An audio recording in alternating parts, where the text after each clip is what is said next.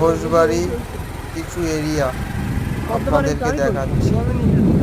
তো আমরা চলে এলাম 3 বন্ধু, বেশ মজা করলাম। তার মধ্যে আমার চুলটা একটু খারাপ হয়ে গেল, সোজা করে নিলাম। যাই হোক,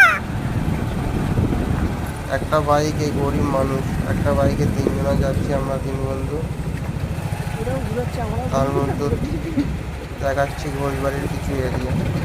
কাজ এখনো ভালো করে কমপ্লিট হয়নি, তবে আশা করি এখন যা আছে সৌন্দর্য। বন্ধুরা, তোমরা সবাই চলে এসো ঘোষবাড়ি ঘুরতে, খুবই ভালো জায়গা।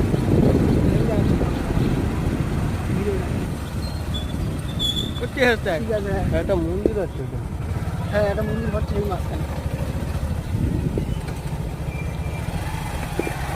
বন্ধু